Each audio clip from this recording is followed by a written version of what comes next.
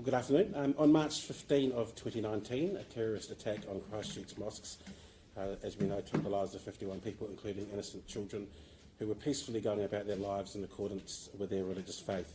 Dozens more were directly harmed and traumatised, and the ongoing impact of this attack on New Zealand, and in particular on our Muslim community, is immense. In response, the government established a Royal Commission of Inquiry to look into the events around the Terrorist Act.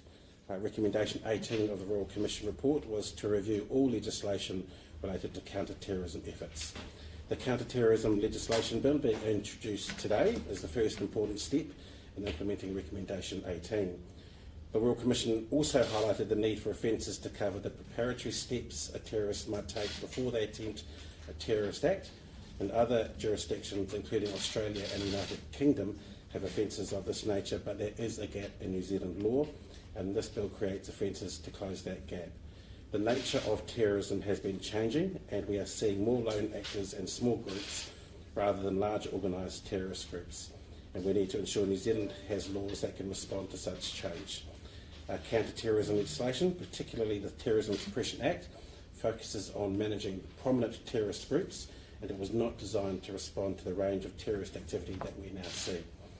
The counter-terrorism legislation bill amends the Terrorism Suppression Act and the Terrorism Suppression Control Orders Act to strengthen our counter-terrorism legislative framework, and the bill will help us prevent and respond to terrorism and provide law enforcement agencies with clear legal authority to disrupt terrorism-related activity. Open to questions. And any of these changes, if they've been implemented prior to March 15, could any of these changes have prevented the attack? Okay, I think in terms of legislation, I don't think that would have been able to prevent an attack. I think what they do give authorities now is more tools to make sure if they are able to monitor and see preparations or attempts, they have more tools available for them to take action. Can you explain the difference or the changes to the definition of the Terrorist Act? Yes, so look, in terms of that, it is quite technical. So I think the more significant issues really is making sure that we do have measures against preparation for some of these acts. I think certainly the Royal Commission had asked for that. So making sure that we give those tools to the authorities. We hope we'll give them, if they are in the early stages of seeing preparation, the ability to act. How does the government adjust and keep with the times for terrorism activity? Because as you say, we weren't prepared for these lone actors, but how do we remain fluid so that we can get ahead of whatever the next groups are? Look, I think changing the legislation to make sure it is broad and flexible is important. I do think we have some flexibility within this piece of legislation. Again, if it's acts of preparation or at the other end carrying out an act. Again, it is making sure that other work that was flagged back in December last year when the Royal Commission came back with its recommendations, and some of the honesty that we had to deal with that in terms of the ways that the likes of our police and our intelligence agencies are working to making sure they're not focused on one particular area is important. Again, that was one of the important findings out of the Royal Commission, and again I think we are systematically working our way through those to make sure that we are responsive to both what we can consider kind of traditional terrorism threats and more recent terrorism threats. Are you confident this plugs the gap?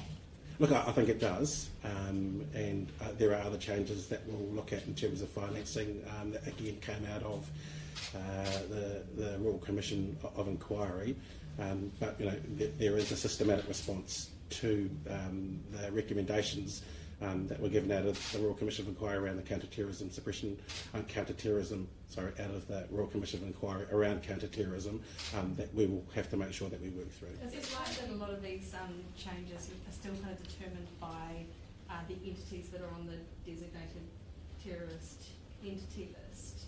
And if that's the case, how many white supremacist organisations or individuals are on that list? But my understanding is there is only one individual who is on the list. The way that this legislation is designed is it's agnostic to either the individual or the entity.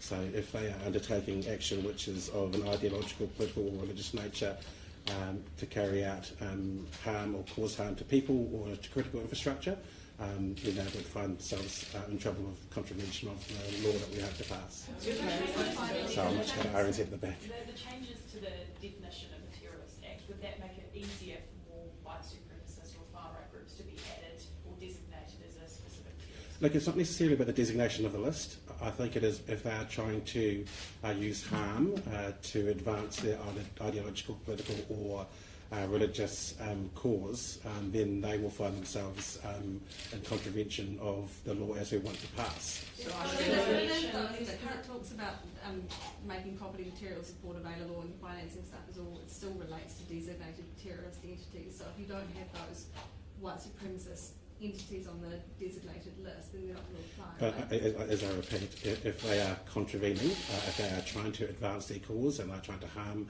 an individual or a group of people to advance either their ideological, their political or their religious causes, then they will find themselves in contravention of the bill we hope to pass. There's currently no mention of far-right white supremacy in the Terrorism Suppression Act, but there are lawful mentions of Al-Qaeda and the threat that Islamic State presents. Is that going to be changing? Will we see?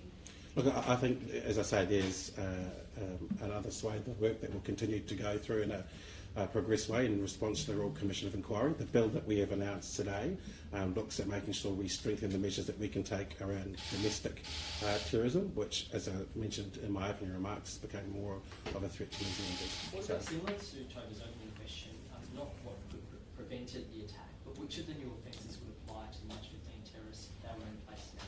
So can you repeat that question? Which of the new offences you're bringing in would apply to the March 15 terrorists? Okay, again, I don't want to get into details around a specific case, but if the police were able to monitor preparation for a terrorist attack, then the measures that are contained within this bill would have allowed them to take action and potentially prosecute an individual. It's fair to say, though, that the new offence to criminalise plannings, criminalise terrorist weapons, new offence to carrying out international travel, all those things he would have also been charged with. Well, again, not getting into particular parts of a particular case, if the police were able to monitor some of the activities that are within this bill, then they could have taken action. Again, they weren't able to do that because the bill is, we hope the bill to be passed. With the current law then,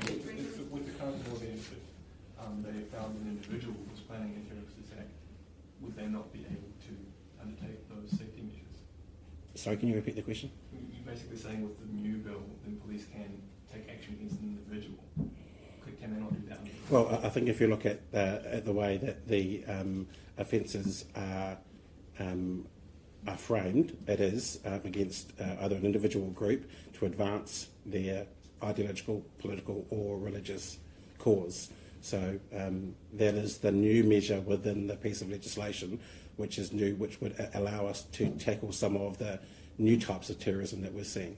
Sure, but sorry, could you answer my question? Because it is tied to the ideological, political and religious causes of the other individual or entity. Yeah, but I'm asking about what the current law is. Does the current law not allow us to do that? That is my opinion. That is my understanding. And what about the warrantless powers of entry, search and surveillance for that planning and preparation? Yeah. Enough checks and balances in place to ensure that won't be abused? Yeah, look, I think we have to make sure that, especially with planning and preparation, our authorities need to make sure that they have the ability to be nimble in those situations.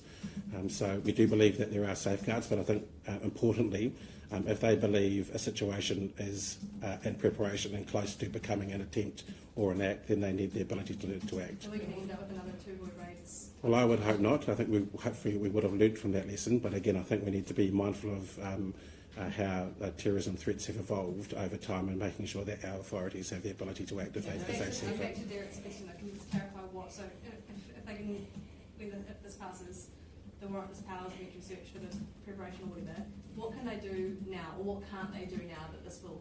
I don't believe that they have warrantless powers at the moment to undertake that act if there's a preparation. So that's why within this piece of legislation, it's extremely important that we do give the authorities, if they see preparation which is close to becoming an attempt or an act, the ability to intercept, to prevent an act happening. What does that look like? Like, what's the threshold? Someone's buying with a gun, someone's Well, there are a number of possibilities. If you look at the way that either there is financing, there is training, there is the within the piece of legislation in front of us, there's also the likes of training and obtaining of weapons. So that would be a judgment for the authorities to make. But if they believe that we've got all those factors coming together, then within this bill there is the ability for them to go for the warrantless powers. Regional Care wouldn't be sort of flagged by any of those things, would it? Which is why, again, not getting into individual cases, which is why the bill, as it is, has been introduced. Not getting into individual cases, but that was an individual, that's not the group. And it's the whole reason you don't. So I'll go over here. Yeah, have you received any information or anything in your briefings about this that indicate that these charges could have been used in the past 2 years? Have you been provided with any case studies by police or any other agencies that indicate that these charges could have been used for? Look, I'm not going to get into any particular instances, but I believe that it would be rare, and I would hope it would be rare for us to use these powers. Because we have seen cases of people making terror threats and then being subsequently arrested in the past 2 years. Could these charges have been useful in those cases? Well, I think the mere fact that the Royal Commission of Inquiry has asked for this to happen, and as I identified in my opening remarks, that there is a gap within the system around those who are preparing at the moment, and which is why we've introduced the bill. And how do you balance the concerns that now that you're opening up prosecution for Victoria offences, that is like the Muslim community, won't be adversely scrutinised and prosecuted as a result of the expansion of these powers? Look, I think there are a number of things there. I think at the time, both the Prime Minister and the Commissioner of Police apologised for what led to the attack on March 15. Intelligence agencies have also taken on board the fact that their focus on one particular community was not the right approach to take. So I think making sure that the culture and the legislation in the counter-terrorism space is changed, and that is a work over time, piece of work over time that must be done in order for the kinds of concerns that a particular community might have. Can you give us the specific commitment that this won't entrench that disproportionate focus on the Muslim Yeah, which is why I think there have been a couple of lines of questioning which I've kept very broad. If we are looking at ideological, political or religious causes being advanced, that is the frame for the legislation as proposed. I think we've taken the recommendations and the spirit of the recommendations for the Royal Commission of Inquiry extremely seriously. I've been down and spoken to the Muslim community down in Christchurch on a number of occasions and have experienced and heard firsthand their hurt. So we have heard, we have listened, and we've committed to making sure we implement the recommendations of the Royal Commission. Was this Parliamentary law on the government's radar pre-March 15? Yes, it was, but obviously March 15 was a game changer, and I think the message that we got in early December last year from both the community down in Christchurch and also from the Royal Commission was extremely important. I know we're in early April now, and the message was received from the Royal Commission in early December last year. So it's been a priority for us to get the scope of this work around counter-terrorism through. Canada, the United Kingdom, and Australia. Canada, the United Kingdom, and Australia have all designated the Adam Waffen Division or its offshoots as their equivalent of a designated terrorist entity. The Prime Minister and Minister Little both said we can't do that here because our law is too restrictive. Will this enable us to label that group? And if not, why would we not want to put our regime in line with other countries? So this piece of legislation very clearly deals with making sure we can take the preventative measures that I've spoken about around terrorism that's happening here. Around designation of terrorist entities is not a substantive issue within this bill. I suppose Apologies it's if just a you've concern covered it, but Yeah. can you just talk us through the definition, and if you have, you don't need to again, particularly the change from the word strike, like tear at the community, to fear? What's the difference, and what difference will that make to how things apply? Well, I think if you look at what the feedback that came from the community in and around the March 15 attack, some of the language in and around what the definition of a terrorist attack is outdated in terms of the types of actions that can be taken for terrorism. I think another aspect of the piece of legislation that we've got within this bill is also around critical infrastructure. Terrorism is moving in the ways that where it might have been an act of violence or trying to harm people, it's also looking at disrupting critical infrastructure. So again, it is making sure that we modernise that and take into account the changing nature of terrorism, not just here in New Zealand, but around the world. Isn't that definition though, like going from terror to fear, going into quite a different area, because fear could be like acts of intimidation, like what we saw at the mosque, for example, which you could argue whether they're a terrorist attack. Is it meant to broaden the offences or the actions that would be covered, because then aren't you getting away from a very specific terrorist? I wouldn't say broaden. I think it is bringing it into line again, and I want to reiterate of what terrorism is looking like, not just here in New Zealand, but also around the world. It has to be drawn back to an act, but what is the intent of the act also? So yes, the definition is being amended, but I think it is being amended in light of what terrorism has been and is becoming. Like a campaign, for example, against a group, as opposed to a specific like pipe bomb attack, which you normally see as what could have been called in the past, to like a campaign of fear and harassment. Is that the sort of thing? There always has to be an act, and again, the act has to be motivated by some I'm saying like a scratch record, ideological, political, or advancement of a religious cause. So again, it is, terrorism is much different today than what it was back in the era of 9/11. So the legislation has to change for that. Well, It doesn't always have to be an act, it seems, in the law. If someone's getting weapons or combat training, the prosecutor doesn't have to prove that they have a specific date. Well, I would argue either helping to give weapons training or obtaining weapons is an act. Where are the changes to hate speech laws? They're still being developed. That is going to be a longer piece of work, because we know we have to make sure that we're engaging with nearly every facet of community to understand where that line might be drawn. Again, it's an important piece of work at the back of the Royal Commission, but that is on a much longer time frame than this piece of legislation. Will this coincide with? Sorry, much good. Will this coincide with Sahara Aiden returning? Will this be in place to be able to deal with her? Look, I'm not going to comment on individual cases. I have been asked about whether the current control orders regime is suitable for the situations that we may have in the future, and I do believe it is. So it'll be in time to... No, what I'm saying is the current control regime order, which pertains to people who have been convicted of terrorism acts overseas, we believe is fit for purpose if we were needed to be called on those in the future. But just to clarify, because she hasn't come back to New Zealand yet, if this is passed soon, could that apply to her or not? So the current control orders regime within the Terrorism Suppression Control Orders Act pertains to people who are coming in from overseas. The changes within this piece of legislation pertain to people who have been convicted and imprisoned of terrorism offences here in New Zealand. So it does not apply to people who have been convicted and imprisoned overseas. Just following up from James' questions around the new definition, inducing fear is much wider than inducing terror. Would something like up-rank bombs here then qualify under this act?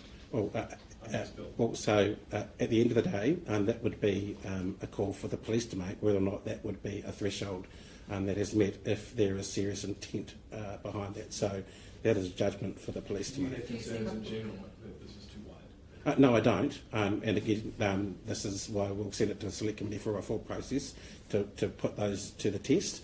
But we do believe that given what has happened out of the Royal Commission and other changing trends with terrorism, that the bill as it stands is fit for what we think the future threats might be. Something like leaving a pig's head at a mosque non-violently, would that count as? Well, I'm not going to get into individual cases again. All of those issues will be able to be dealt with or questioned at a Select Committee. but we do believe that, again, out of the Royal Commission of Inquiry process and the recommendations from it, which we committed in principle to address, we believe the components of this legislation will make sure our counter-terrorism legislation is fit for purpose. At one point, there's only one white supremacist individual on the designated terrorist entity, and Katie's point that Daesh and Al-Qaeda are mentioned in the legislation, but white supremacy is not. What assurance can you give the Muslim community that this won't entrench that disproportionate focus on them, that it won't make it worse for the Muslim community? Look, I can give them absolute assurance that we listened very closely and are sympathetic to the experience post March 15. We took very seriously the Royal Commission of Inquiry that was delivered early in December of last year, and we are committed to making sure we systematically address the recommendations that are within the report. This is one component of that. And again, I would add that not only are we looking at making the changes that the Royal Commission recommended, after having spoken to those communities and understanding the way that they felt both pre and post March 15, that the government heard their concerns and changes are being made. Sorry, just back to that Kit and mosque example. It feels like that's a perfect example of a test, fear versus terror. Do you want that to be covered by these new offences? Well, I'm not going to sit here and go through every possible permutation of what may or may not be. That particular instance may or may not be raised at a select committee, but we know that the settings need to change, and I don't know where it may come from. It may come from the members of the public. They will get the chance to test those kinds of issues at a select committee. What do you hope that is coming or not? I mean, like, you've got to have a goal when setting this legislation, right? You can't just well, our goal is to prevent serious harm to the communities who feel that that prior to the Royal Commission of Inquiry, they did not have the protections. That would appear to be a prima facie case that under this new bill, would it not? If you were a Muslim and... Well, it may or may not, and people will have the ability to test those cases through the select committee. Make you fearful, would it not? Well, they can put that forward as a potential situation, and the select committee will give their opinion as to whether or not that should or should not meet the threshold. Is this saying it's community and that when you're saying that you're talking Muslim community and this, this change had in part come from that, can you just explain their perspective, the difference between having fear versus terror? Like, why was that relevant? And, how would that help you? Well, I think they had that issue before, again, pre and post March 15. Look, obviously, post March 15, the fear was there and continued to linger. So I think when you look at that and other issues that were raised in the Royal Commission of Inquiry, and again the changing nature of the way that terrorism is being carried out, again modernising components of our counter-terrorism law and the definition were important to make sure it is fit for purpose in the future. The Royal Commission also recommended that hate crime legislation be tweaked to sort of perhaps be in line with what happens in the UK, where you can be charged with hate-motivated offences and it's not just something to take into account in sentencing. How's that work coming along? Is that something the government... Look, again, in response to an earlier question, that is a piece of work that we're committed to. It's a longer-term piece of work. We want to make sure that we engage with the wider community and, importantly, across political parties for that kind of work too. It is controversial areas, and we want to make sure that if we do that, we are talking to other political parties about what kind of direction we might head in. And what part about the critical infrastructure, does that, without getting into specific cases, but looking at, I'll get into specific cases, looking at things like, 5G attacks on cell tower infrastructure motivated by sort of anti-5G sentiment, is that what you're thinking of when you're... Look, I think critical infrastructure, again, making sure we are broadening the scope of this work to take into account the different types of terrorism that may happen is extremely important. We have seen attacks on infrastructure. I think thankfully not critical infrastructure, but making sure that we are ready for the possibility of that, because we've seen evidence of it in other jurisdictions is important to have in this piece of legislation. Financing terrorism changes, would they have captured the rent deterrence donations to those far-right organisations or not? Look, I'm not sure about that particular part of the donations that he gave. I'm not privy to every point within that case. But again, that is making sure that we crack down on any ability for an entity to either prepare or attempt or carry out some kind of attack. In terms of support from other parties, have you ever had any indication if this amendment to the bill will This particular piece of legislation? No, I haven't had any discussions with any. So as we've fought in the past amending this legislation? Well, I don't think this particular component of the Royal Commission of Inquiry will be fraught. I think other parts around hate speech, hate crimes will probably be more politically difficult to broach some kind of agreement with other political parties. So but we'll deal with that issue when we get to it. So you're expecting support from the likes of the National Party and the Greens in this? As I say, I haven't spoken to them about it.